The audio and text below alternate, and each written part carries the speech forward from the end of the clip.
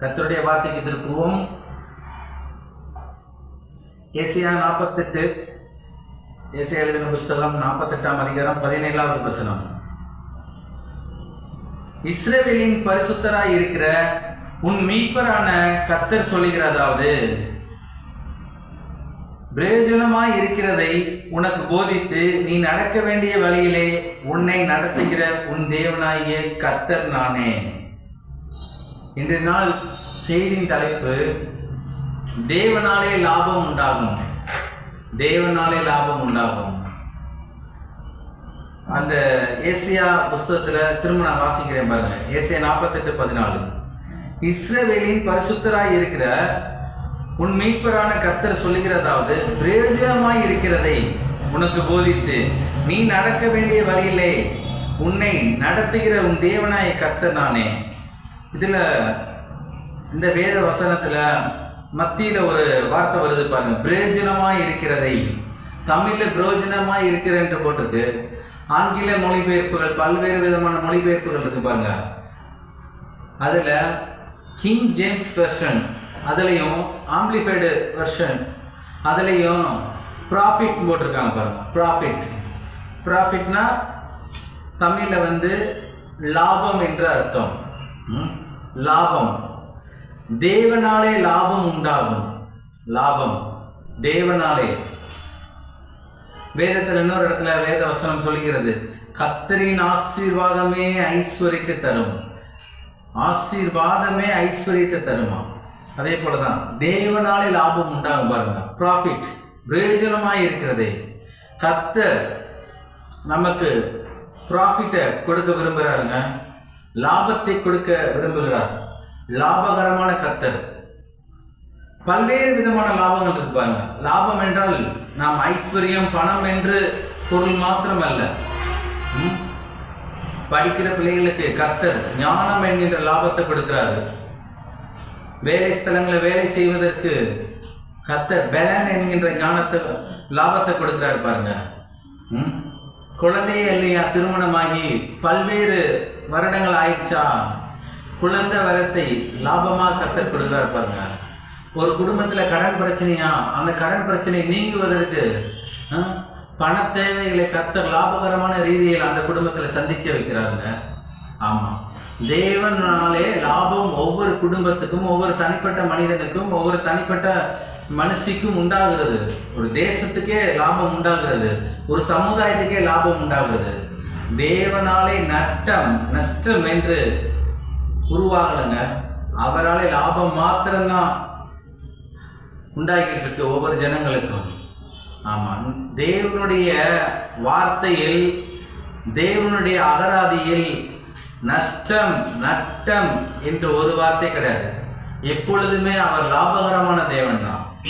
ஆமாம், லாபகரமான தேவன் தான். லாபத்தின் தேவன், லாபத்தை கொடுக்கிற தேவன், லாபத்தை அருளை செய்கிற தேவன் பாருங்க. எப்பொழுதுமே அவர் லாபம் தான். தேவனாலே லாபம் உண்டாகுங்க. தேவனாலே லாபம் உண்டாகும். முதலாவது லாபம்னா என்னன்னு பார்க்கணும் பாருங்க. லாபம், லாபம், லாபம் என்றால் சிறு சிறு கடைகள் ஆரம்பிக்கிறாங்க பாருங்க, அல்லது பெரிய பெரிய கார்பரேட் கம்பெனி கூட எடுத்துக்கோங்களேன். அதில் அவங்க ஒரு குறிப்பிட்ட தொகை முதலீடு செய்வாங்க. அதற்கு பிற்பாடு அதிகமான தொகையை அவர்கள் பெறுவார்கள். அவர்கள் அதிகமான தொகையை பெறுகிறார்கள் அல்லவா, அதிலிருந்து அந்த முதலீடுக்கான அந்த தொகையை கழித்தது போக பிற்பாடு வருகிற எல்லா விதமான பணங்களும் லாபமாகும் பாருங்க. ஆமாம், சிறு சிறு வணிகர்களாக இருக்கட்டும், சிறு சிறு கடைகள் நடத்துகளாக இருக்கட்டும், ஒவ்வொரு நாள் ஒவ்வொரு முதலீடு செய்கிறாங்க அவங்க. அந்த முதலீடு அன்றைய இரவு அவர்கள் பார்க்கும்போது முதலீடு போக வருகிற எல்லா விதமான பணங்களும் அன்றைய தினத்தில் லாபம் தான். கர்த்தர் லாபத்தை தாங்க பார்க்கிறாரு. லாபத்தை கொடுக்கிறவரா இருக்கிறார். எப்பொழுதுமே அவர் மைண்ட்ல தம்முடைய பிள்ளைகளுக்கு லாபத்தை கொடுக்கணும்னே விரும்புகிறார். சிறு சிறு கடைகளில் நீங்க போகும்போது பார்த்துப்பீங்க, ஹோட்டல்ல எல்லாம் அந்த கேஷ் பில் பக்கத்துல, கவுண்டர் பக்கத்துல பின்னாடி எழுதி வச்சுப்பாங்க. நல்ல அழகான மஞ்சள் கலர் சந்தனத்தை வச்சு எழுதியிருப்பாங்க, லாபம் போட்டு. இன்றைக்கு தேவனுடைய பிள்ளைகள் கூட லாபத்தை பற்றி யோசிக்கும் போது வேறு விதமாக யோசிக்கிறார்கள். ஆனால் தேவனை அறியாத பிள்ளைகள் லாபம் என்று போட்டு வைக்கிறார்கள். லாபம் என்று போட்டு வைப்பது ரைட்டு தான். ஆனால் அதற்காக நம்ம அதுக்கு ஆராதனை செய்யக்கூடாது. அதை நாம் பெரிதாக எண்ணக்கூடாது. போட்டு வைக்கலாம். தேவனாலே லாபம் உண்டாகும். கல்லாப்பெட்டிக்கு நேராக போட்டு வைக்கலாம். ஒவ்வொரு நேரமும் நாம் கல்லாப்பெட்டியை பார்க்கும்போது அதில் வருகிற ஒவ்வொரு பணமும் தேவனாலே லாபம் உண்டாகிற படம் என்று நாம் விசுவாசிக்க ஆரம்பிக்க முடியும் பாருங்க. ஆமாம், லாபம் என்று எழுதி வைத்திருப்பது வேறு, லாபத்தை கொடுக்கிற, லாபத்தை நமக்கு கிடைக்க செய்கிற, லாபத்துக்கு நாம் பங்குதாரராக மாற தேவன் நமக்கு அளவில்லாத கிருபைகளை கொடுக்குறாருங்க. ஆமாம், லாபம் எழுதி வைத்திருக்கனால லாபம் வராது, தேவனாலே மாத்திரம்தான் நமக்கு லாபம் உண்டாகிறது. எனவே ஒவ்வொருவரும் தேவனாலே லாபம் உண்டாகும் என்று எழுதி வைங்க, வீட்டில் எழுதி வைங்க. லாபம், சுகம் ஒரு லாபங்க. ஆமாம், புத்தி ஒரு லாபம், தேவனை அறிகிற அறிவு ஒரு லாபம், தேவனுடைய நன்மைகளை அது எல்லாம் ஒரு லாபம் பாருங்க. தேவனை விசுவாசிக்கிற விசுவாசம் ஒரு லாபம், தேவனுடைய அளவற்ற ஞானம் ஒரு லாபம் பாருங்க. அவர் நமக்கு அருளி இருக்கிற எல்லா நன்மைகளும், எல்லா ஊட்டுகளும், எல்லா ஜீவ நதிகளும் லாபமாக தான் இருக்கிறது, நஷ்டமாகவில்லை. நஷ்டமாக தேவன் உண்டாக்கவில்லை பாருங்க, லாபம்தான், லாபம்தான். எனவே லாபம் என்றால் என்ன நாம் புரிந்து கொள்ளணும். ஒவ்வொரு நாளும் நம்முடைய வாழ்க்கை லாபமாக தான் இருக்கணும். ஒருவேளை தோற்று போன வாழ்க்கையா இருக்கலாம், நஷ்டம் நிறைந்த வாழ்க்கையா இருக்கலாம், நட்டம் நிறைந்த வாழ்க்கையா இருக்கலாம், முன்னேறவே முடியாது என்கின்ற நிலை இருக்கலாம், தள்ளப்பட்டவன் போல் இருக்கலாம் ஒரு குடும்பத்தில். ஆனால் கர்த்தர் சொல்றார், தள்ளப்பட்ட கல் தலைக்கு மூளைக்கல்லாயிற்று, அந்த குடும்பத்துக்கு மூளைக்கல்லாயிற்று, அந்த பகுதி வாழ் மக்களுக்கு மூளைக்கல்லாயிற்று, அந்த தேசத்துக்கே மூளைக்கல்லாயிற்றுங்க. கர்த்தர் தனிப்பட்ட மனிதனை அமிதமாக தான் பயன்படுத்துகிறார். லாப நோக்கத்தோட தான் கர்த்தர் ஒவ்வொரு மனிதனையும் ஒவ்வொரு மனுஷனையும் பிடிக்கிறார் பாருங்க. ஆமா, எப்பொழுதுமே கர்த்தர் செய்கின்ற காரியங்கள் மிகவும் அற்புதமானதாகவும் ஆச்சரியமானதாகவும் இருக்கிறது. அவர் லாபம் உடையவருங்க. ஆமா, லாபத்தை நமக்கு கொடுக்க அவர் விரும்புகிறவராக இருக்கிறார். எப்பொழுதுமே லாபம், லாபம், அவருடைய எண்ணங்கள்ல லாபம், அவருடைய சிந்தனைகள்ல லாபம், அவருடைய வார்த்தைகள்ல லாபம், அவருடைய தியானத்துல லாபம். எப்பொழுதுமே அவர் எப்படி இருக்கிறாரோ அப்படி நாம் இருக்கும்படி தேவன் விரும்புகிறார். நம்முடைய எண்ணங்கள்ல குறைவுகள் இருக்கலாம், தாழ்ச்சிகள் இருக்கலாம், பற்றாக்குறை இருக்கலாம், வெறுமை இருக்கலாம், ஒழுங்கின்மை இருக்கலாம். எல்லாவற்றையும் மாற்றுகிற தேவன் நமக்கு உடையவராய் இருக்கிறதுனால, நமக்குள்ளேயே இருக்கிறதுனால எல்லா காரியங்களையும் மாறும் பாருங்க. லாபம் உண்டாகும், ஒழுங்கின்மையில லாபம் உண்டாகும், வெறுமையில லாபம் உண்டாகும், தாழ்ச்சியில லாபம் உண்டாகும், பற்றாக்குறையில லாபம் உண்டாகும், நஷ்டத்துல லாபம் உண்டாகும். தேவனுடைய வார்த்தையினால உண்டாக்கப்படாத ஒரு பொருள் கூட இந்த பூமியில இல்லை. தேவனால் எல்லாம் உண்டாகும். தேவனாலே கூடாத காரியம் ஒன்றுமே இல்லை பாருங்க. லாபம் சொல்லிக்கிட்டே இருக்கணும். ஒவ்வொரு நாள் காலையில் எந்திக்கும் போது ஏண்டா எந்திக்கிறோம், ஏண்டா வேலைக்கு போகிறோம், ஏண்டா ஸ்கூலுக்கு போகிறோம், ஏன் நம்ம காலேஜுக்கு போகிறோம், அப்படிப்பட்ட ஒரு தாழ்வான மனப்பான்மையில் எந்திக்கக்கூடாதுங்க. ஒவ்வொரு நாள் விடியும் போது சூரியன் மிகவும் சந்தோஷத்தோட கிழக்கிலிருந்து மேற்கே புறப்பட்டு செல்ல ஆரம்பிக்கிறது. ஒரு கலிகூறுதலோட, அது சுட்டரிக்க சூரியன் தான், ஆனால் காலையில் பாருங்களேன் ஒரு இன்பமான சூரியனாக இருக்கும். நம்முடைய வெறுங்கண்களால் அழகான ரீதியில் வட்டமாக நாம் பார்க்கலாம் பாருங்க. ஒரு குளிர்ச்சியான வேலையாக இருக்கும் பாருங்க. அதிகாலை வேலையெல்லாம் ஒரு காலையில் 5:30 மணிலேருந்து ஒரு 7:30 மணி வரைக்கும் பார்த்தீங்கன்னா ஒரு இன்பமாகவே இருக்கும் அந்த நாள். ஆனால் நம்முடைய மனது அதை ஏற்றுக்கொள்ள மறுக்கிறது. தேவன் உண்டாக்கின அனைத்து சிருஷ்டிப்புகளும் காலையில் ஆனால் அவ்வளவு குதூகலத்தோடு இருக்கிறது. காகங்கள், தேவனால் உண்டாக்கப்பட்ட அனைத்து சிருஷ்டிப்புகளும், காட்டு பறவைகள், நாட்டு பறவைகள், ஊரும் பிராணிகள், நாட்டு மிருகங்கள், காட்டு மிருகங்கள் பாருங்க, எல்லாமே அன்றைக்கு என்னென்ன ஆகாரம் தேவை என்பதை அவைகள் கவலைப்படுவதில்லை, அவைகளை உண்டாக்கின நமது தேவன் கவலைப்படுகிறார். ஆமா, எல்லாவற்றையும் நேர்த்தியை போஷிக்கிறாருங்க, நேர்த்தியை போஷிக்கிறார். அவருடைய சிருஷ்டிப்புகளையே அழகாக போஷிக்கிற தேவன் அவருடைய சாயலாக சிருஷ்டிக்கப்பட்ட உங்களை போஷிப்பது எவ்வளவு நிச்சயம் பாருங்க. உங்களை வழி நடத்துவது எவ்வளவு நிச்சயம், உங்களை செம்மையான பாதையில் வழி நடத்துவது எவ்வளவு நிச்சயம் பாருங்க. ஆமா, நீதிமானுடைய பாதை நடுப்பகல் வரைக்கும் அதிகமாய் பிரகாசிக்கிற சூரிய பிரகாசத்தை போல இருக்கிறதா? சூரிய பிரகாசத்தை போல் நம்முடைய வாழ்க்கை சூரிய பிரகாசத்தை போல இருக்கும்படியாக தேவன் விரும்புகிறார். லாபமுள்ள ஒரு வாழ்க்கையாக இருக்க வேண்டும் என்று தேவன் விரும்புகிறார். எப்பொழுதுமே லாபம் தான். காலையில் எந்திரிச்சோடனே லாபம், தேவனாலே லாபம் உண்டாகும், தேவனாலே லாபம் உண்டாகும், தேவனாலே லாபம் உண்டாகும் சொல்லிக்கிட்டே காலையில் கிளம்புங்க. ஸ்கூலுக்கு, வேலைக்கு, காலேஜுக்கு. நீங்கள் செய்கிற எல்லா இடங்களிலும் தேவனுடைய லாபத்தை அன்றன்றைக்கே உங்கள் கண்கள் பார்க்கும். ஆச்சரியப்படுவீங்க, நானா இந்த வேலை செஞ்சேன், நானா இவ்வளோ பெரிய பேராகிராஃப் படித்தேன், நானா மேடத்திட்ட நல்ல பேர் வாங்கினேன். தேவன் அற்புதமாக செயல்படுகிறாருங்க. ஆமாம், தேவனாலே லாபம் உண்டாகும் என்கிற ஒரு வெளிப்பாடான அறிவு நமக்குள்ளாக இருக்கும்படி தேவன் விரும்புகிறார். தேவன் விரும்புகிறார். எப்பொழுதுமே லாபம், லாபம். தோல்வி இல்லை, லாபம்தான்.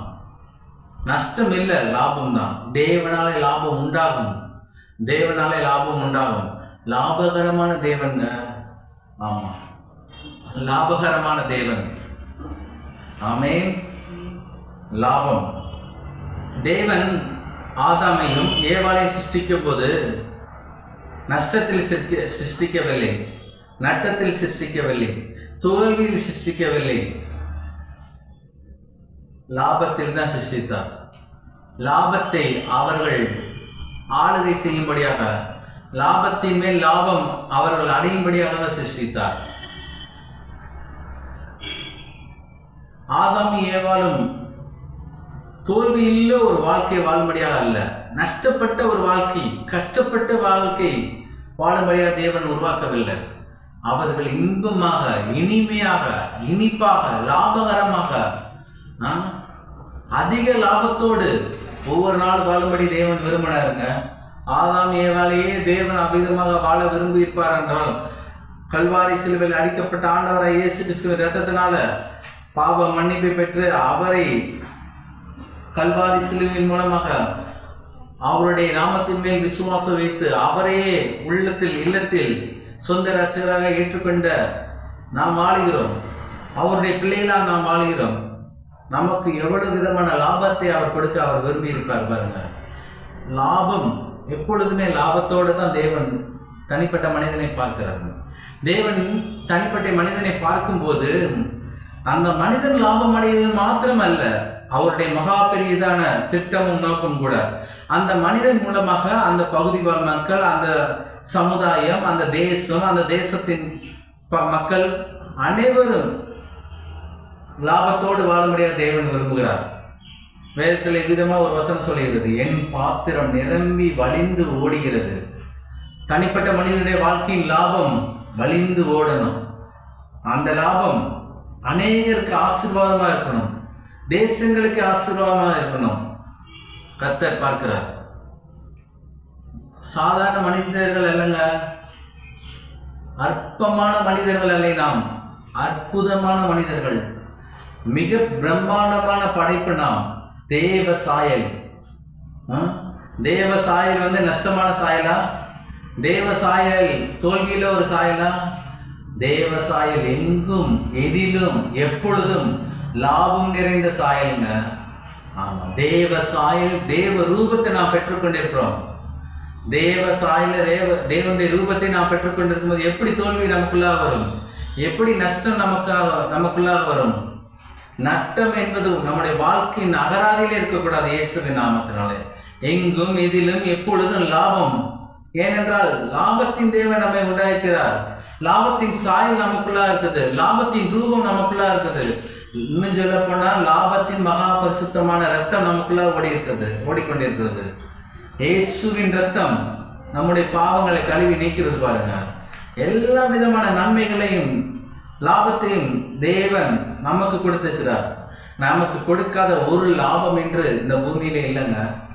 சரீரத்தில் நீங்க எடுத்துக்கிட்டீங்கன்னா நல்ல சுகத்தோடு, பலத்தோடு, ஆரோக்கியத்தோடு, நீடிய ஆயுளோடு, நீடிய வாழ்வோடு, கழுகுக்கு சமானமான வாழ வயதோடு, அற்பமான வாழ வயது இல்லைங்க, அற்புதமான வாழ வயதோடு நாம் வாழும்படி தேவன் விரும்புகிறார்.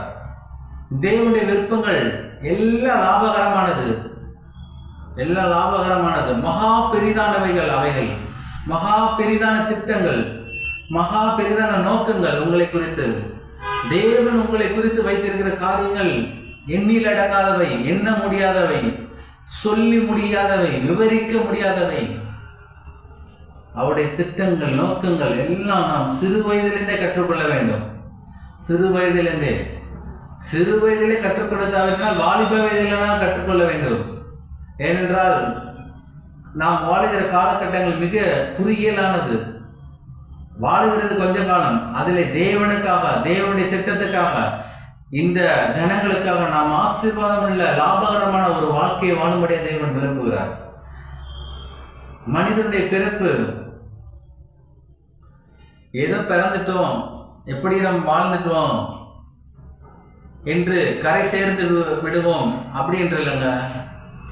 நம்முடைய முற்பிதாக்கள் ஒவ்வொருவரையும் நீங்கள் எடுத்துக்கொண்டீர்கள் என்றால், தேவனால் தனிப்பட்ட ரீதியில் பிரித்தெடுக்கப்பட்ட எல்லா முற்பிதாக்களும் அவர்கள் எல்லா விதங்களிலும் லாபகரமாய் வாழ்ந்தார்கள். எல்லா விதங்களிலும் தேவனால் அவருடைய விசுவாசத்தை பெற்றுக்கொண்டு, அவருடைய வார்த்தையை பெற்றுக்கொண்டு, அவருடைய நம்பிக்கையை பெற்றுக்கொண்டு, தேவனுடைய தரிசனத்தை இவர்கள் பெற்றுக்கொண்டு அவர்கள் வாழ்ந்த நாட்கள் எல்லாம் லாபகரமான நாட்களாக தான் இருந்தது. யாருமே, நம்முடைய முற்பிதாக்கள் யாருமே அவர்கள் நஷ்டமான ஒரு வாழ்க்கை வாழவில்லை. நஷ்டம் ஒன்று தெரிந்திருக்கலாம் வேதத்தில் வாசிக்கும்போது. முடிவை பார்த்தீர்கள் என்றால் மகா சம்பூர்ணவைகளாக இருக்கிறது, மகா பெரிதானவைகளாக இருக்கிறது. அவர்களுடைய வாழ்க்கை லாபகரத்தில் முடிந்திருக்குங்க. ஆமாம், நஷ்டத்தில் ஆரம்பித்த வாழ்க்கையாக தான் இருக்கிறது நம்முடைய முற்பிதாவாகிய ஆபிரகாமுடைய வாழ்க்கை. ஆனால் முடிந்தது, என் எஜமான் செல்வ சீமானா இருக்கிறான், செல்வ சீமானா இருக்கிறான். 5க்கும் 10க்கும் பற்றாக்குறையோட ஒரு வாழ்க்கை வாழலைங்க, செல்வ சீமானா இருக்கிறான். நம்முடைய வாழ்க்கை கர்த்தர் அப்படித்தான் விரும்புகிறார். செல்வ சீமானா இருக்கணுமா? நாம் செய்கிற வேலையில் ஈசாக்கை போல 100க்கு 100 ஆசீர்வாதத்தை பெற்றுக்கொள்ள வேண்டும். ஈசாக்கை போல, ஈசாக்கை விதை விதைத்தான், 100 மடங்கு ஆசீர்வாதத்தை பெற்றுக்கொண்டான் என்று வேதத்தில் வாசிக்கிறோம். நம்முடைய வாழ்க்கை எப்பொழுதும் லாபத்தை நோக்கி இருக்கணுங்க, லாபத்தை நோக்கி இருக்கணும், லாபத்தை நோக்கி இருக்கணும்.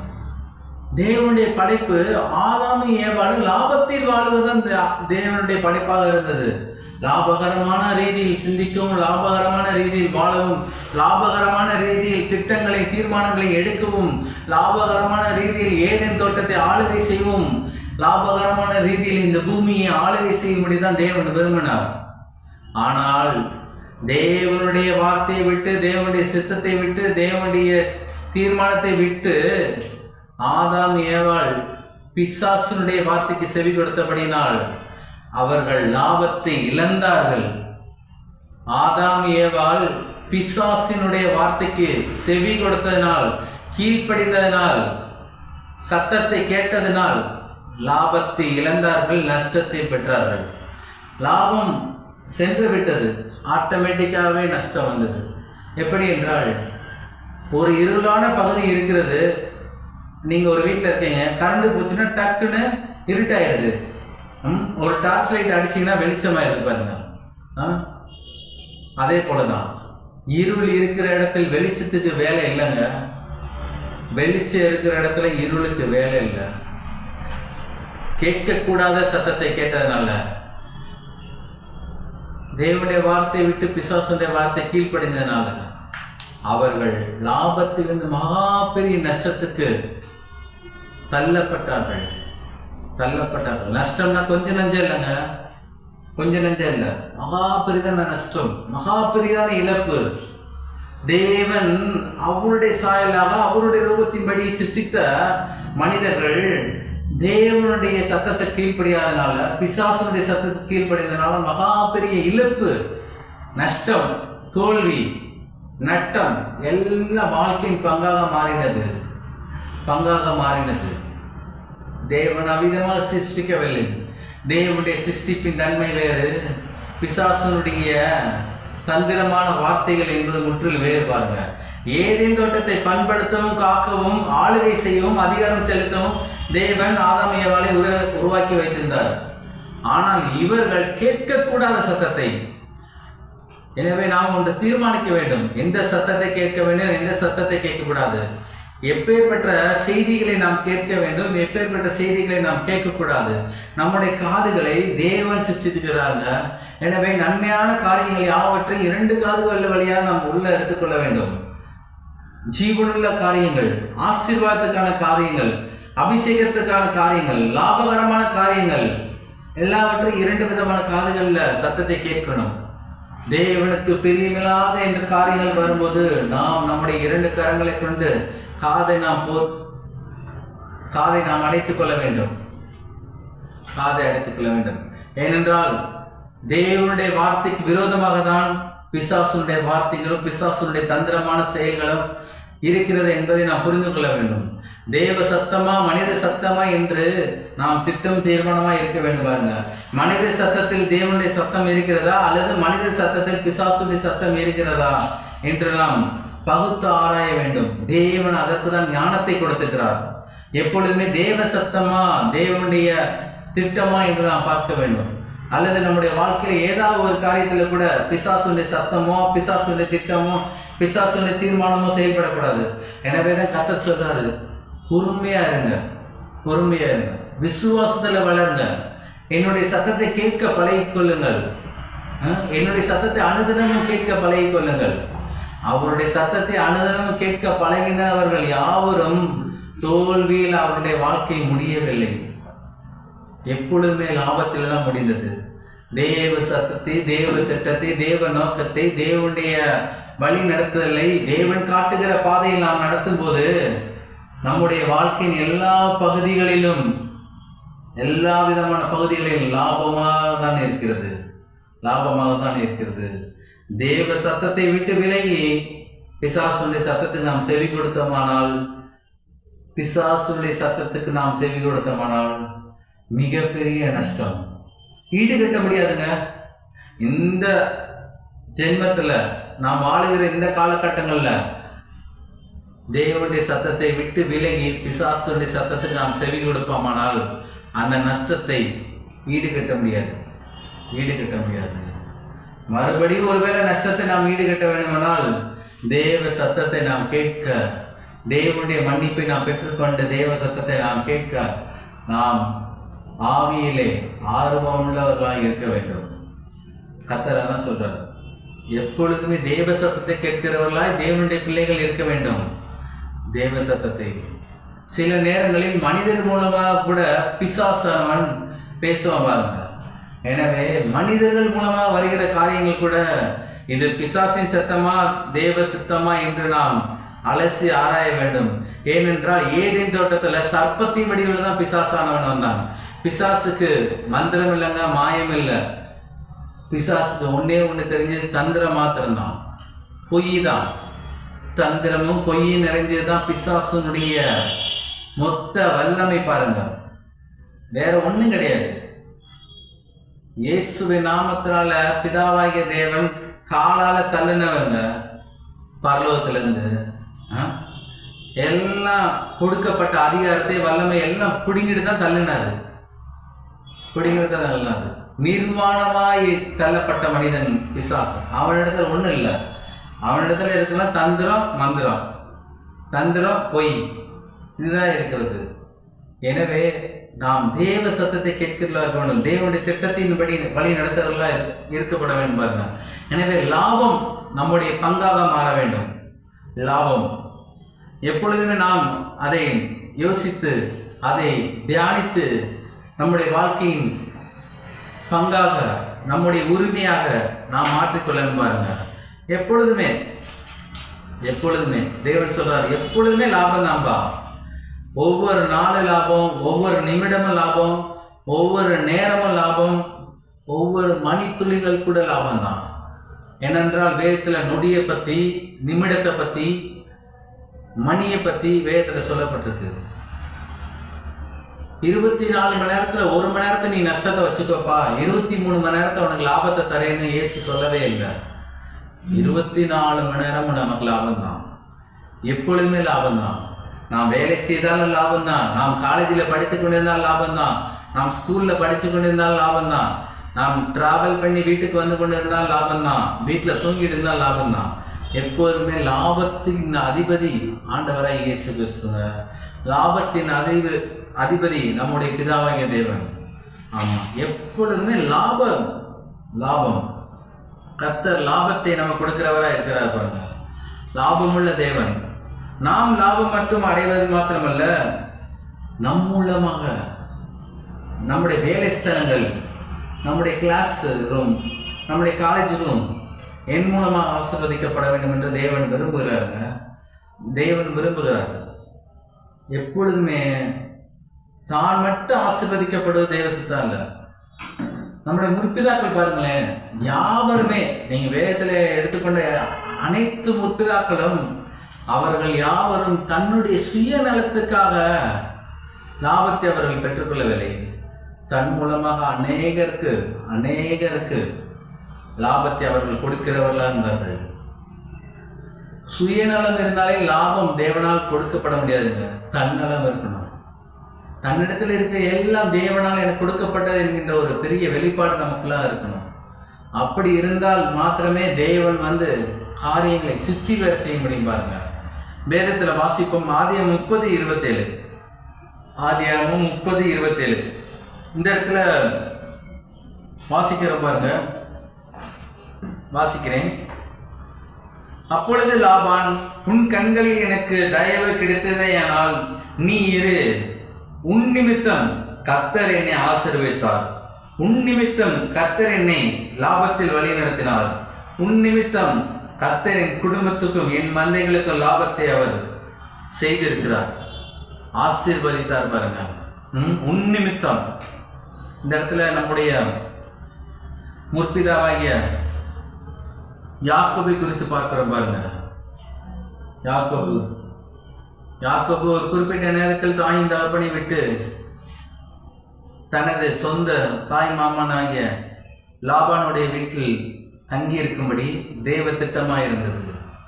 அங்கே தங்கியிருந்த நாட்களில் தேவ திட்டம் எவ்விதமாக செயல்பட்டதென்றால், யாக்கோபின் நிமித்தம் தனது மாமனாகிய லாபானுக்கு ஆசீர்வாதத்தை, லாபத்தை கர்த்தர் கிடைக்கும்படி செய்தார். பாருங்க, ஆமாம், ஆசீர்வதித்தார் என்றால் எல்லா விதங்களும் அதில் உள்ள அடங்கியிருக்கிறது. அதில் பிரதானமானது என்றால் லாபம்.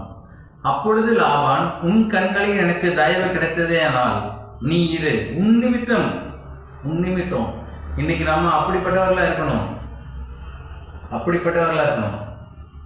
சில பேர் சொல்லுவாங்க பார்த்தீங்களா, நீங்க ஒன்றும் இல்லை, உங்க காலடி எங்க வீட்டில் பட்டாலே போதும், உங்க காலடி எங்க கடையில பட்டாலே போதும், கடை நல்லா இருக்கும், வீடு நல்லா இருக்குன்னு சில பேர் சொல்றாங்க.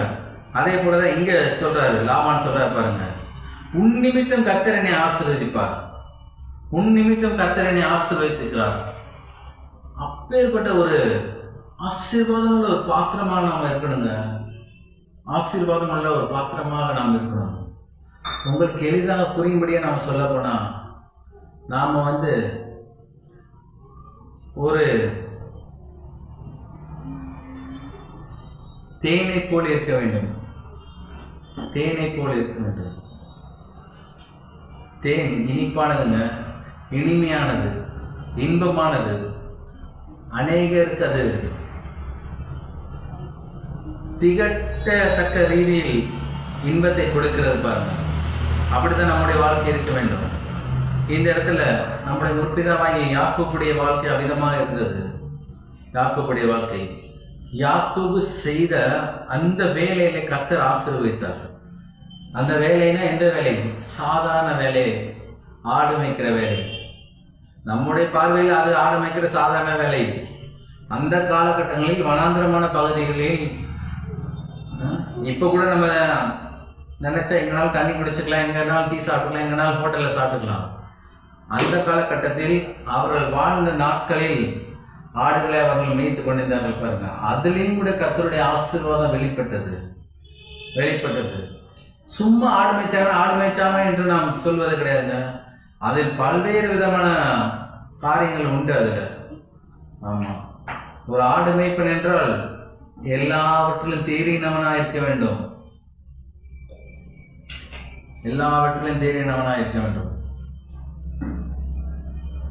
சாதாரண ஆட்டு மேய்ப்பனை கர்த்தர் ஆசீர்வதித்து லாபத்தை கொடுத்து தன்னுடைய தாய் மாமனாகிய லாபானுக்கும் லாபத்தை கொடுப்பார் என்றால் நமக்கு லாபத்தை கொடுக்காமல் இருப்பது எப்படி? நம்முடைய வாழ்க்கைக்கு லாபத்தை கொடுக்காமல் இருப்பது எப்படி? யாக்கோபுடைய வாழ்க்கை மிக பெரிதான ஆசீர்வாதத்தோடு அந்த பகுதியில் அவர்கள் வாழ்ந்தார்கள். இரு பரிவாரங்களோட யாக்கோபு அந்த தேசத்தை விட்டு தேவன் காண்பிக்கிற தேசத்துக்கு கடந்து வந்தார் என்று நாம் பார்க்கிறோம். லாபத்தோடு கடந்து வந்தார். போகும்போது ஒன்றுமே இல்லாமல் போனார். ஆனால் கர்த்தருடைய சத்தத்தின்படி, கர்த்தருடைய திட்டத்தின்படி, அவருடைய தீர்மானத்தின்படி, கர்த்தருடைய சத்தத்துக்கு செவி கொடுத்ததுனால, கர்த்தருடைய ஆலோசனைகளை பெற்றுக்கொண்டதுனால, கர்த்தர் கொடுத்த ஞானத்தை அவர்கள் பெற்றுக்கொண்டதுனால அவர்கள் லாபமுள்ள ஒரு வாழ்க்கை, இரு பரிவாரங்களோட மிகுந்த சந்தோஷத்தோட, இரு பரிவாரங்கள் என்றால் எத்தனை கோடிக்கணக்கான சொத்தோட அவர் திரும்ப வர்றாருங்க. தன்னுடைய மாமனாகிய லாபான் வீட்டிலேருந்து போகும்போது ஒன்றுமே இல்லாமல் போனார். வரும்போது பல கோடிகளுக்கு அதிபதியாக திரும்பி வர்றாரு. இரு பரிவாரம் என்றால் நாம் அப்படியே இரு பரிவாரம் சொல்லிட்டு போயிட முடியாது. ஒவ்வொரு பரிவாரத்தில் இருக்கிற சொத்து பத்துகள் அவ்வளவு கோடிக்கணக்கில் இருக்கு. கர்த்தர் ஆசீர்வதிக்கிறாங்க, லாபத்தை கொடுத்திருக்கிறார். யாக்கோபுக்கு லாபத்தை கொடுத்த தேவன் உங்களுக்கு கொடுக்காமல் இருப்பாரா? பழைய ஏற்பாட்டு காலத்தில், பழைய உடன்படிக்கையில் வாழ்ந்த யாக்கோபுக்கு லாபத்தை கொடுத்த தேவன் உங்களுடைய வாழ்க்கையில் லாபத்தை கொடுக்காமல் இருப்பது எப்படி? எப்பொழுதுமே லாபத்தை கொடுக்கிற தேவங்க. யாக்கோபுடைய லாபத்தின் நிமித்தம் லாபானையே ஆசீர்வதித்தார் என்றால் உங்கள் நிமித்தம் நீங்க இருக்கிற இந்த காம்பவுண்ட் ஆசீர்வதிக்கப்படணும். நீங்க இருக்கிற தெரு மக்கள் ஆசீர்வதிக்கப்படணும். நீங்க இருக்கிற அந்த பகுதிக்கு ஆசீர்வாதம் உள்ளவர்களாக நீங்க இருக்கணும். சாட்சி உள்ளவர்களாக இருக்கணும். சாட்சி அற்றவர்களாக இருக்கக்கூடாது, சாட்சி உள்ளவர்களாக இருக்கும்படி தேவன் விரும்புகிறாங்க. எப்பொழுதுமே அதை கர்த்தர் பார்த்து கொண்டிருக்கிறார். லாபம் ஒவ்வொரு நாளும் நாம் காலையில் எண்ணிக்கும்போது நாம் லாபத்தை நோக்கி, லாபத்தின் திட்டத்தையும் தீர்மானத்தையும் எண்ணிக்கிறதை காட்டிலும் ஒவ்வொரு நாளும் விடியும் போது தேவன் என்னுடைய மகனுக்கு எப்பேற்பட்ட லாபத்தை என்னை கொடுக்கலாம், என்னுடைய மகளுக்கு எப்பேற்பட்ட லாபத்தை என்னை கொடுக்கலாம், அப்படி அவர் வாஞ்சியோடு விருப்பத்தோடு இருக்கிறார். தேவன் அமிதமாக செயல்படுகிறார். நமக்கு இருக்கிற அந்த ஆர்வத்தை காட்டிலும் அவருக்கு அதிகமான ஆர்வம் இருக்கிறது என்பதை நாம் புரிந்து கொள்ள வேண்டும். நமக்கு இருக்கிற அந்த ஆர்வத்தை காட்டிலும் தேவனுக்கு நமக்கு லாபம் உண்டாக்கும்படியாக அவருக்கு அளவு கடந்த விருப்பமாக இருக்குங்க. எப்பொழுதுமே ஒன்றுமே இல்லாமல் வெறுமையாக கிறிஸ்தவ வாழ்க்கை வாழ முடியாத தேவன் விரும்பவில்லை. எல்லாவற்றிலும் பரிபூரணத்தோடு, நிறைவோடு, வலிந்தோடத்தக்க ரீதியில் நாம் தேவனுடைய லாபத்தை சுதந்திரிக்கும்படியாக தேவன் விரும்புகிறார். அழிந்து போகிற கடலில் வாழ்கிற நீந்தும் ஜீவச்சந்து ஆகிய திமிங்கலத்துக்கே ஒவ்வொரு நாளும் டன்னாக போஷிக்கிற தேவன் உங்க குடும்ப வாழ்க்கைக்கும் என்னுடைய குடும்ப வாழ்க்கைக்கும் பண தேவைகளை, ஐஸ்வர்யத்தின் தேவைகளை கர்த்தர் சந்திப்பது எவ்வளவு நிச்சயம் பாருங்க. கர்த்தர் சந்திப்பது எவ்வளவு நிச்சயம். சில ஆயிரங்கள், சில லட்சங்கள் தேவைப்படுகிறதுங்க. கர்த்தர் அற்புதமான ரீதியில் சந்திப்பார், ஆச்சரியமான ரீதியில் சந்திப்பார். திறக்கப்படாத கதவுகள் உங்களுக்கு திறக்கும், அடைக்கப்பட்டிருக்க வாசல்கள் உங்களுக்காக திறக்கும். மனிதன் அடைத்து வைத்திருக்கலாம் பல வாசல்களை, மனிதனுடைய எண்ணங்கள் அடைத்து வைத்திருக்கலாம். மனிதனுடைய எண்ணங்கள், மனிதனுடைய சிந்தனைகள், மனிதனுடைய துர்ச்சிந்தனைகளை காட்டிலும் தேவனுடைய எண்ணங்கள் மகா மேன்மையானவைகள். தேவனுடைய சத்துவத்தின் வல்லமைகள் மகா மேன்மை உள்ளவைங்கள. அவர் சர்வ வல்லமை உள்ள தேவன் என்ற வேதத்தில் நாம் வாசிக்கிறோம். உங்களுக்காக எதையும் எப்படியும் செயல்படுத்த முடியும். அவருடைய ஐஸ்வரத்தை உங்களுடைய வாழ்க்கையில் செழிக்க செய்வதற்கு பல வாசல்களை அவர் திறப்பாருங்க. மனிதன் 1000 வாசல்களை உங்களுக்கு அடைக்கலாம்.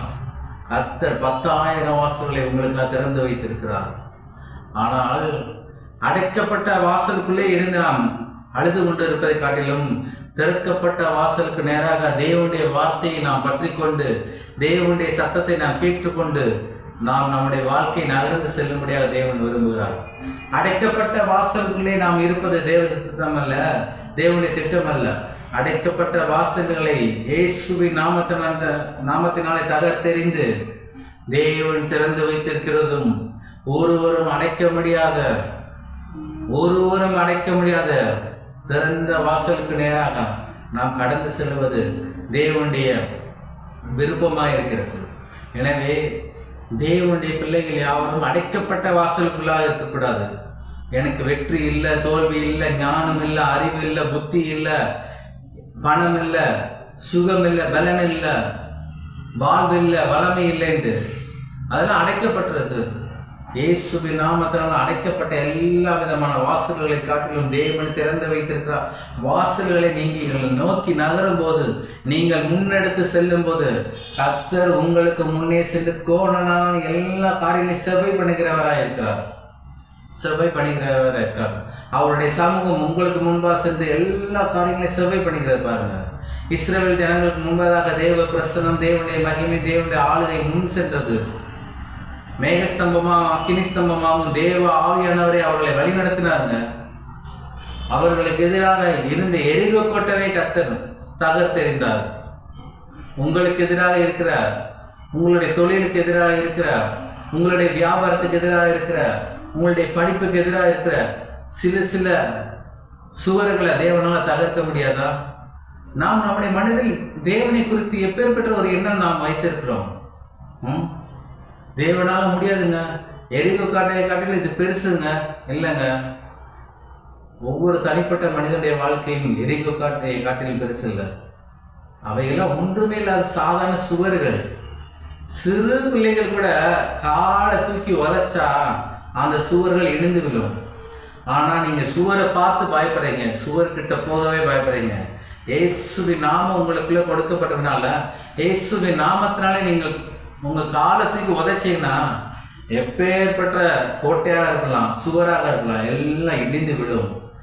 தேவனுடைய சத்தத்துக்கு முன்பதாக இடிந்து விழாத, அசைக்க முடியாத சுவரும் ஒன்றுமில்லை, கோட்டையும் ஒன்றுமே இல்லைங்க. எப்பொழுதுமே நீங்கள் ஒன்று புரிந்து கொள்ளுங்க, உங்களுக்குள்ளே அண்ட சராசரங்களை உருவாக்கின தேவன் உங்களுக்குள்ளே வாசம் பண்ணுகிறார். எனவே உங்களுடைய தொழிலுக்கு, உங்களுடைய வியாபாரத்துக்கு, உங்களுடைய குடும்ப வாழ்க்கைக்கு, உங்களுடைய சமாதானத்துக்கு, சந்தோஷத்துக்கு, இன்பமான வாழ்க்கைக்கு எதிராக இருக்கிற எல்லா சுவர்கள், எல்லா கோட்டைகள் தகர்த்தெறியப்படுகிறது. எப்படி தகர்த்தெறியப்படுகிறது? இயேசுவின் நாமத்தினால் தகர்த்தெறியப்படுகிறது. இயேசுவின் நாமம் விலையேறப்பட்ட நாமம், விலை மதிப்பற்ற அவருடைய நாமங்க. எனவே எல்லாம் தகர்த்தெறியப்படுகிறது. அதற்கு பிற்பாடு இருக்கிற லாபம் உங்களுடைய வாழ்க்கையின் பங்காக மாறுகிறது. அந்த லாபத்துக்கு முன்னதாக சுவர்கள், கோட்டைகள் இருக்கலாம். ஆனால் நீங்கள் லாபத்தை நோக்கி பார்க்கும்போது, நீங்கள் நடந்து செல்லும் போது விசுவாசத்தில் அந்த கோட்டைகள் தகர்த்தெறியப்படுகிறது. இஸ்ரவேல் ஜனங்கள் விசுவாசத்திலே அவர்கள் துதித்தார்கள், கோட்டை இடிந்து விழுந்ததுங்க. கர்த்தரால் ஆகாத காரியம் ஒன்றுமே இல்லை. தேவன் எல்லாவற்றையும் எப்படியும் செய்ய முடியுங்க, எல்லாவற்றையும் எப்படி செய்ய முடியும். எனவே தேவனுடைய தீர்மானத்தின்படி நாம் வழி நடத்தப்படுகிறவர்களாக இருக்க வேண்டும். தேவனுடைய தீர்மானத்தின்படி வாசிப்போம். ஆதியாகமம் புஸ்தகம் 41:49. இப்படி யோசேப்பு அளவிருந்ததாய் கடற்கரை மணலை போல மிகுதியான தானியத்தை சேர்த்து வைத்தான். அது அளவுக்கு அடங்காததா இருந்தது. நம்முடைய முற்பிதாவாகிய யாக்கோபை குறித்து வாசித்தோம் அல்லவா? அந்த யாக்கோப்புடைய பிள்ளைகள்ல ஒரு பிள்ளை பேரு யோசேப்பு. இந்த யோசேப்புடைய சகோதரர்கள் பொறாமையினால, கசப்புனால அவர்கள் வித்துட்டாங்க பாருங்க. யோசேப்பை வித்துட்டாங்க. பல காலகட்டங்களுக்கு பிற்பாடு யோசேப்பு எகிப்து தேசத்திலே பார்வோனுக்கு அப்பனாக, பார்வோனுக்கு அதிபதியாக, தேசத்தையே ஆளுகை செய்கிற ஒரு ராஜாவாக அந்த இடத்துல இருக்கிறார் பாருங்க. தேவ சத்தம், தேவ திட்டம் யோசேப்புக்கு கிடைச்சதுனால அந்த சொப்பனத்துக்கு விளக்கத்தை சொல்ற ராஜாட்ட, பார்வோன் ராஜா அந்த தேசத்துக்கு உயர்த்தி வைக்கிறார். மிக பிரதான இடத்துல உயர்த்தி வைக்கிறார். அந்த இடத்துல சொல்லப்பட்டிருப்பாங்க, யோசேப்புடைய சித்தத்தின்படி, யோசேப்புடைய சொப்பனத்தின் விளக்கத்தின் ஒரு பகுதி இதில் வந்துட்டு பாருங்க. அதாவது பஞ்சகாலம் முழுவதும் வருகிற காலகட்டங்களில் தானியத்தை எப்படி சேர்த்து வைக்கணும், தானியத்தை எந்தெந்த இடத்துல கொள்முதல் பண்ணணும், எந்தெந்த இடத்துல பண்டகசாலை கட்டணும், எப்பேற்பட்ட ஜனங்களை நாம் நீர்வாக ஆட்களாக போடணும், பல்வேறு விதமான ஞானங்கள்ங்க யோசேப்பு கொடுக்கப்பட்டது. பல்வேறு விதமான திறமைகள் யோசேப்பு கொடுக்கப்பட்டது. தேவன் யோசேப்புக்கு அருளின அந்த ஞானத்தின் அடிப்படையில் யோசேப்பு களஞ்சியங்களை எகிப்து தேசம் வருகிற காலகட்டங்களில் இருந்து பஞ்சத்தை தப்பித்துக் கொள்ளும்படியாக களஞ்சியங்களை சேர்த்து கட்டி வைத்துக்கிறார் பாருங்க. அதாவது லாபகரமான பண்டகசாலைகளை கட்டி சேர்த்து வைக்கிறார். இப்படி யோசிப்பு அளவிறந்ததாய் கடற்கரை மணலை போல மிகுதியான தானியத்தை சேர்த்து வைத்தான். அது அளவுக்கு அடங்காததா இருந்தது. அவங்க ஒரு தீர்மானத்தோடு சேர்த்து, அவங்க ஒரு தீர்மானம் பண்ணியிருந்தாங்க, இவ்வளோ சேர்த்து வச்சா போது இப்படி பஞ்ச வருஷங்கள் எல்லாம் சமாளிச்சிடலாம் அப்படின்ட்டு. ஆனால் அந்த அளவை காட்டிலும் இது அளவுக்கு அடங்காததா இருந்தது. அளவுக்கு அடங்காததா இருந்தது. லாபம் அப்படிதாங்க இருக்கணும்.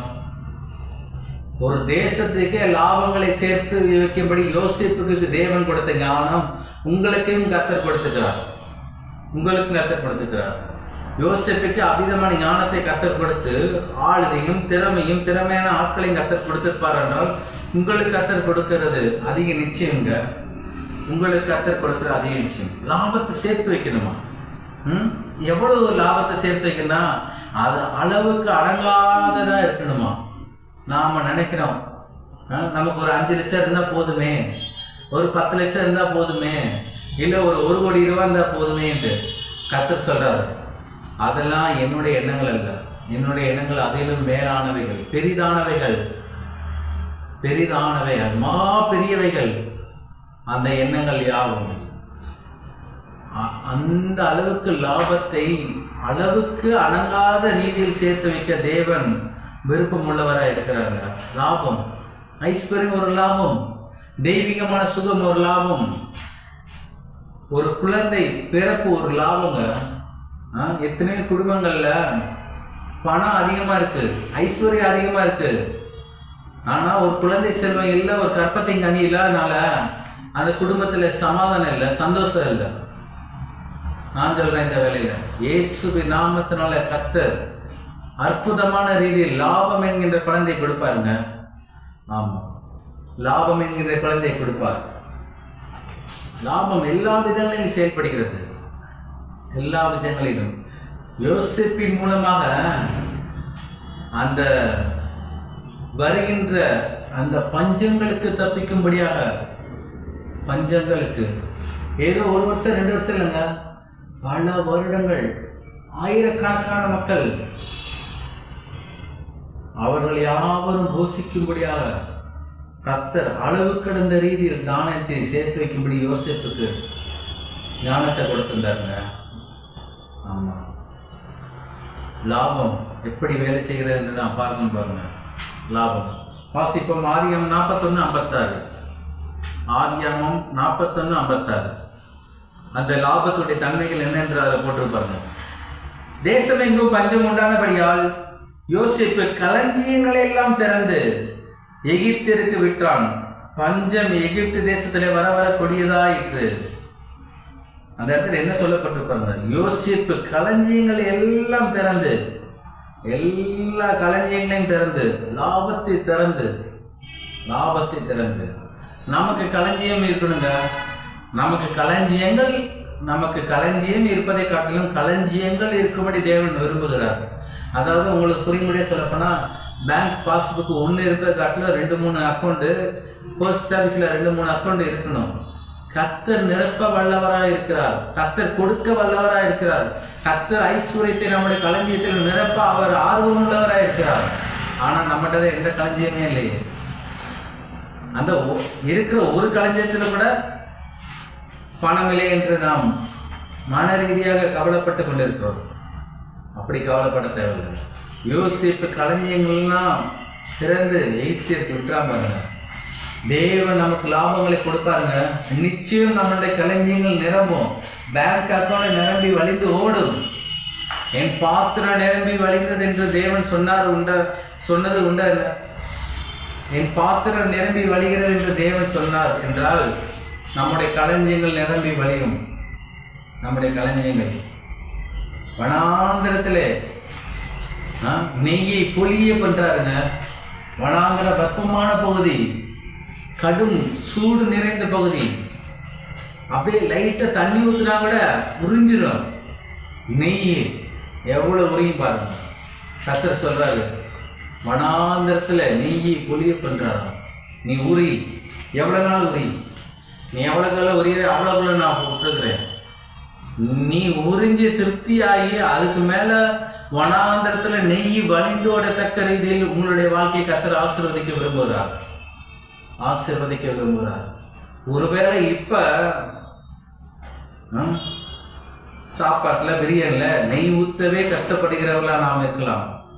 ஆனால் நம்முடைய வாழ்க்கை வனாந்திரத்தில் நெய்யை பொல்லிய பண்ணுகிற தேவன், சர்வ வல்லமையில தேவன் நமக்குள்ளாக இருக்கிறார். நம்முடைய ஆவிக்குள்ளாக இருக்கிறார். நம்முடைய ஆவியிலே இருக்கிறார். நம்முடைய ஆவியோடு அவர் இணைந்திருக்கிறார். ஆவியிலே அவர் அவருடைய சத்தத்தை கொடுக்கிறவராக இருக்கிறார். நமக்குள்ளாக இருந்து நமக்கு லாபத்தை கொடுக்கிறாருங்க. லாபத்தை கொடுக்கிறார். யோசிப்பு களஞ்சியங்களை எல்லாம் திறந்து, யோசிப்பு லாபகரமான எல்லா களஞ்சியங்களையும் திறந்து பாருங்க. எல்லா களஞ்சியங்களையும் திறந்தார் யோசிப்பு. கர்த்தர் சொல்றாரு, முதலீடு இல்லாமல் லாபம் வராதுப்பா. ஒரு சிறு முதலீடுனாவது இருக்கணும். அதன் மூலமாக தான் லாபம் வரும். ஒரு தொழில் ஆரம்பிக்க போறாங்கன்னா ஒரு குறைந்தது ஒரு 10,000 ரூபாய் வச்சுக்கிட்டு தொழில் ஆரம்பிப்பாங்க. ஒரு 2 நாட்கள் கழிச்சு அந்த தொழில் எவ்வளோ லாபம் வந்தது என்று அவர்கள் கணக்கு பார்ப்பார்கள். அதே போலதான் தேவன், பிதாவாகிய தேவன், நம்முடைய பரம தகப்பனாகிய தேவன் பெரிய முதலீடை செய்திருக்கிறாங்க. ஆதாம் ஏவாள் ஏற்படுத்தின மிகப்பெரிய நஷ்டத்தை, ஆதாம் ஏவாள் எவ்வளவு நஷ்டத்தை ஏற்படுத்தினார்கள் என்றால், நீங்க ஒரு பெரிய புக்கை எடுத்துக்கோங்க, அதில் 1 போட்டுக்கிட்டு 0 போட்டுக்கிட்டே வந்தாலும் அந்த புஸ்தகமே, அந்த புக்கே, அந்த நோட் புக்கே பத்தாது. அவ்வளவு பெரிய மிகப்பெரிய நஷ்டத்தை இந்த பூமியிலே ஏற்படுத்தினார் ஆதாம் ஏவாள். ஆனால் பிதாவாகிய தேவன் அவ்வளவு பெரிய நஷ்டத்தை, ஏதோ சின்ன நஷ்டம் கிடையாதுங்க. ஆதாம் ஏவாள் பாவம் செய்தார்கள், அவர்கள் தோட்டத்தை விட்டு வெளியே வந்தார்கள், பூமி சபிக்கப்பட்டது என்று மிகப்பெரிய நஷ்டம். பிசாசின் தாண்டவம் ஆதாம் ஏவாள் விழுந்த அன்னையிலிருந்து இன்ற வரைக்கும் நடந்து கொண்டிருக்கிறது. பிசாசின் ருத்ர தாண்டவம், அவனுடைய அகோரமான அகாலமான மரண கிரியைகள் நடந்து கொண்டிருக்கிறாங்க.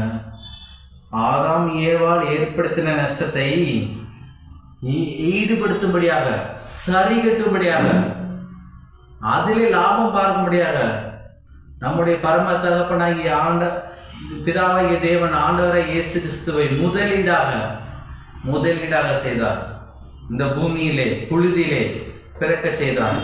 இந்த பூமியிலே பிறக்க செய்து 33 வருடங்கள்ல கல்வாரி சிலுவையில உங்களுக்காகவும் எனக்காகவும் அவர் கடைசி சொட்டு ரத்தத்தை சிந்தி கடைசியில எல்லா பாடுகளையும் பட்டு மரித்து முடிந்தது என்று சொல்லி மரித்து அடக்கம் பண்ணப்பட்டு 3ஆம் நாள் உயிரோடு எழுந்து சீசர்களுக்கு காண்பித்துட்டு இன்றளவும் உயிரோடு ஜீவனுள்ள மனிதனாக குமாரனாய் இயேசு கிறிஸ்து பிதாவின் சமூகத்தில் வலது பார்சத்தில் உட்கார்ந்து நமக்காக அவர் பரிந்து பேசிக் கொண்டிருக்கிறார். ஆதாம் ஏவாள் மிகப்பெரிய நஷ்டத்தை ஏற்படுத்தினார்கள், உண்மைதான். ஆனால் அவர்கள் எவ்வளவு நஷ்டத்தை ஏற்படுத்தினார்களோ அதை காட்டிலும் பிரம்மாண்டமான ரீதியில் லாபத்தை ஒவ்வொரு தனிப்பட்ட குடும்பத்துக்கும், ஒவ்வொரு தொழிலுக்கும், ஒவ்வொரு சமுதாயத்துக்கும், ஒவ்வொரு தேசங்களுக்கும் பிதாவாகிய தேவன் குமாரனாய் இயேசு கிறிஸ்து மூலமாக மிகப்பெரிய லாபத்தை கொடுத்திருக்கிறார். ஆதாமுடைய நஷ்டத்தை காட்டிலும் இயேசுவின் லாபம் அது மிகப்பெரிய அளவற்றதா இருக்குதுங்க. வேதத்திலே சொல்லப்பட்டிருக்கு, அவர் செய்த அற்புதங்கள், அதிசயங்கள், அடையாளங்களை எழுதப்படுகிற காரியங்கள் கொள்ளாது என்று. அவர் பிசாசு செய்த அந்த தீமையை காட்டிலும் குமாரனாய் இயேசு கிறிஸ்து நமக்கு செய்த அந்த லாபம் மிகப்பெரியதுங்க. கல்வாரி சிலுவை நோக்கி பார்க்க வேண்டும். உங்களுக்கும், உங்கள் குடும்பத்துக்கும், உங்கள் தொழிலுக்கும், உங்களுடைய வியாபாரத்துக்கும், நீங்கள் செய்கிற பிஸ்னஸ்க்கும், நீங்கள் செய்கிற வேலைகளில் லாபம் உண்டாக வேண்டுமானால் லாபத்தை கொடுக்கிற, லாபத்தை உருவாக்குன ஒரு இடம் இருக்குன்னா அது கல்வாரி சிலுவை தான். கல்வாரி சிலுவையில் அடிக்கப்பட்ட ஆண்டவரை இயேசு கிறிஸ்துவை நோக்கி பார்க்கும்போது லாபம் உங்களுடைய பங்காக மாறுகிறது. நாம் ஜெபிக்கிற அநேக ஜெபங்களில் லாபம் உண்டாக வேண்டுமானால் கல்வாரி சிலுவையை நாம் நோக்கி பார்க்க வேண்டும். நாம் உபவாசத்தில் செய்கிற எல்லா விண்ணப்பங்களுக்கும் ஜெபங்களுக்கு பதில் வேண்டுமானால் நாம் கல்வாரி சிலுவை நோக்கி பார்க்க வேண்டும். நம்முடைய எல்லா பிரச்சனைகளுக்கும் பதில் கல்வாரி சிலுவை. நம்முடைய வாழ்க்கை நஷ்டமாக இருக்கிறதா, லாபத்தில் இயங்கணுமா, லாபத்தில் வரணுமா, லாபத்திலே போகணுமா, தேவனாலே லாபம் உண்டாகும். அந்த லாபம் எப்படி உண்டாகும்? கல்வாரி சிலுவையில் அடிக்கப்பட்ட ஆண்டவராய் இயேசு கிறிஸ்து அவரை நோக்கி பார்க்கிற யாவருக்கும் அவர் லாபத்தை கொடுக்க மனமும் ஆர்வம் உள்ளவராய் இருக்கிறார். அவர் கொடுக்கிறாங்க. தம்முடைய வல்லமை விளங்கப்படும்படி அவருடைய கண்கள் பூமி எங்கு உலாவிக் கொண்டிருக்கிறது. பிசாசுடைய கண்கள் வேற பக்கம் செயல்பட்டு கொண்டே இருக்கிறது, யாரை விழுங்கலாமோ என்று. ஆனால் கர்த்தருடைய கண்கள் நம்மை ஆசீர்வதிக்க முடியாத, நமக்கு லாபத்தை கொடுக்க முடியாத அப்படியே பார்த்துக்கிட்டே இருக்கார், தேடிக்கிட்டே இருக்கார். எந்த மனுஷி என்னுடைய சத்தத்துக்கு, என்னுடைய திட்டத்துக்கு, என்னுடைய சிலுவை குறித்து வெளிப்பாடோடு இருக்கிறார்கள் என்று ஒவ்வொரு நாளும் நீங்கள் ஜெபிக்கும்போது சொல்லுங்க, தேவனாலே லாபம் உண்டாகும், தேவனாலே லாபம் உண்டாகும். ஜெபம் ரொம்ப பெரியதாக இருக்கின்ற தேவையில்லைங்க. ஒரு சிறிய ஜெபத்துக்கு தேவன் பதில் கொடுக்கிறவராக இருக்கிறார். தோல்வியில் ஒரு வாழ்க்கை, நஷ்டம் நிறைந்த ஒரு வியாபாரம், அது மிகப்பெரிய லாபத்தில் மாறும். கர்த்தர் மாற்றக்கூடிய வல்லமை அவருடைய வார்த்தையில் வைத்திருக்கிறார். மாற்றம் ஏற்படும் அநேக ஜனங்கள் சொல்லிக்கிட்டு இருக்கிறார்கள். உண்மையான மாற்றம், சத்தியமான மாற்றம், நிரந்தரமான மாற்றம் தேவனுடைய வார்த்தை, தேவனுடைய சிலுவை, கல்வாரியில் அடிக்கப்பட்ட ஆண்டவரை இயேசு கிறிஸ்து. அவரை நோக்கி பாருங்கள், அவரை உங்களுடைய உள்ளத்தில் உயர்த்துங்கள். கர்த்தர் உங்களுடைய வாழ்க்கையில் எல்லா ரீதிகளிலும் மிகப்பெரிய லாபத்தை அவர் உண்டாக்குவார். ஆமென். நாம் யாவரும் எழுந்திருப்போம். கர்த்தர் தேவனாலே லாபம் உண்டாகும் என்கின்ற சத்தியத்தின் அடிப்படையில் தேவன் நம்முடைய பேசிக்கிறார். கர்த்தருக்கு நாம் மனமுவந்து நன்றி பலிகளை, ஸ்தோத்திர பலிகளை ஏறெடுப்போம். நாம் எந்த அளவுக்கு நன்றி பலிகளை, ஸ்தோத்திர பலிகளை ஏறெடுக்கிறோமோ அந்த அளவுக்கு அவருடைய லாபம் நம்முடைய பங்காக மாறுகிறது.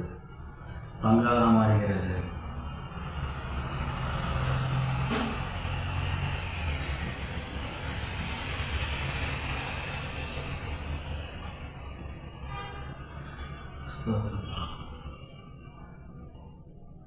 எங்கள் அன்பின் பரலோகபிதாவே, குமாரனே இயேசு நாமத்தில் நன்றி சமூகத்தில் வருகிறோம்பா. தேவனாலே லாபம் உண்டாகும் என்கின்ற கர்த்தாவே, சத்தியத்தின் அடிப்படையில் இந்த நாளில் கேட்ட எல்லா சத்தியங்களுக்கு அவங்க ஸ்தோத்திரம் ஆடுவாரே. கர்த்தாவே, இந்த சத்திய வார்த்தைகளை கர்த்தாவே உங்களுடைய பிள்ளைகளுடைய இதயத்தில் நாங்கள் விதைக்கிறோம் ஆண்டவரே. ஏற்ற நேரத்தில் கர்த்தாவே 100 மடங்கு ஆசீர்வாதத்தை கொடுக்க போகிறபடியாக ஸ்தோத்திரப்பா. கர்த்தாவே, உங்களுடைய பிள்ளைகள் இவருடைய வாழ்க்கையில் காணப்படுகிற எல்லா குறைவுகள் மத்தியிலும் உம்முடைய லாபம் நிறைவாக இருக்கிறபடியாக உமக்கு ஸ்தோத்திரப்பா.